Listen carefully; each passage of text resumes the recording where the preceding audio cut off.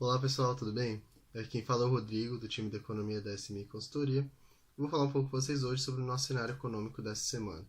Na semana passada, a gente teve a divulgação do IPCA, que veio abaixo do que era esperado. Isso indica, considerando o contexto do que a gente está inserido no momento de coronavírus e de isolamento social, e é um indicativo então que a nossa atividade está performando de uma maneira pior do que a gente espera nesse mês. No cenário internacional, a gente tem uma notícia um pouco mais positiva. A Espanha, a Itália e a Áustria estão com sinais de declínio nas novas infecções do Covid-19, ou seja, a cada dia que passa, o número de novos casos está diminuindo. Isso é algo muito positivo, porque pode indicar que eles já tenham passado do pico de contágio deles e que agora o sistema de saúde talvez consiga se organizar melhor e eles acabem, enfim, tendo uma situação melhor dentro desses países.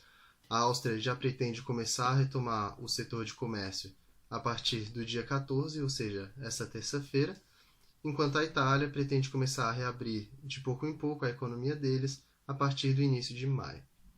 Em uma nota mais negativa, a OCDE divulgou seus indicadores compostos avançados. O que são esses indicadores compostos?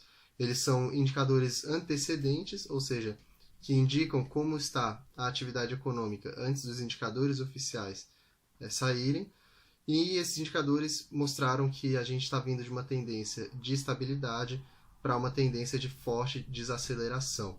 Essa forte desaceleração realmente é um patamar muito pior, né? Seria a estabilidade, a desaceleração e a forte desaceleração. Então a gente passou muito rápido de um nível para outro, o que, embora preocupante, já era relativamente esperado, dado que a gente está vendo um impacto aí muito profundo do Covid-19 em todas as economias mundiais. E outra notícia só que vale mencionar, o Bernie Sanders, que estava concorrendo com o Joe Biden pela candidatura democrata nos Estados Unidos, nas eleições dos Estados Unidos, ele desistiu da corrida presidencial, deixando então o Joe Biden como candidato único para concorrer contra o Donald Trump nas eleições gerais. O mercado isso veio de uma maneira positiva, porque o Joe Biden é visto como um candidato mais moderado, então que seria mais em favor aí do mercado. Isso ajudou um pouco na semana passada, com que a Bolsa de Valores subisse um pouco mais. Já em relação ao petróleo, vocês devem lembrar, a gente estava vindo aí de um contexto de conflito de preços entre a Arábia Saudita e a Rússia. Esse conflito aparentemente teve aí um início de resolução. Na quinta-feira a OPEP+, se reuniu e eles parecem ter chegado aí a um certo acordo em relação à produção do petróleo nos próximos meses. O objetivo deles era reduzir a produção em 9,7 milhões de barris por dia. Então parece que foi esse acordo que eles chegaram. E com isso, então, é bem provável que a gente comece a ver uma estabilização do preço do petróleo nos próximos dias, sem aquelas variações fortes que estavam ocorrendo nas últimas semanas. E a esperança é de que, então, a Arábia Saudita e a Rússia acabem com esse conflito aí que estava ocorrendo entre as duas, acabem com esse atrito. Aqui no Brasil, então, em relação aos nossos indicadores, na semana passada saíram as vendas do varejo de fevereiro. Lembrando que fevereiro ainda foi um mês em que a gente não teve a nossa atividade profundamente afetada pelo coronavírus. Então essa tendência que a gente observa até fevereiro não vai ser observada já em março, foi o mês que começaram as quarentenas e tudo mais. Mas vale a pena olhar para a gente ver realmente de onde é que a gente está vindo, né? Então as vendas do varejo aumentaram 1,2% em fevereiro, frente ao mês de janeiro. O dado de janeiro, que antes marcava uma queda de 1%, foi revisado para uma queda de 1,4%, ou seja, a queda em janeiro foi pior do que a que tinha sido divulgada anteriormente, o que faz com que esse aumento de fevereiro, na verdade, não seja um aumento muito expressivo, apesar de ter sido um aumento de 1,2%. Se a gente for comparar, juntar com o mês anterior, na verdade, não foi um aumento tão significativo assim. A gente olhando para o nosso gráfico, a gente consegue continuar observando essa tendência de estagnação na atividade do comércio, né, nas vendas do varejo.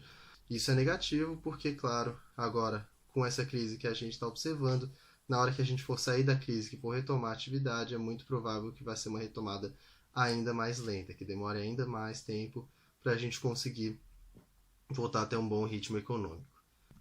Já o setor de serviços apresentou uma queda expressiva no mês de fevereiro.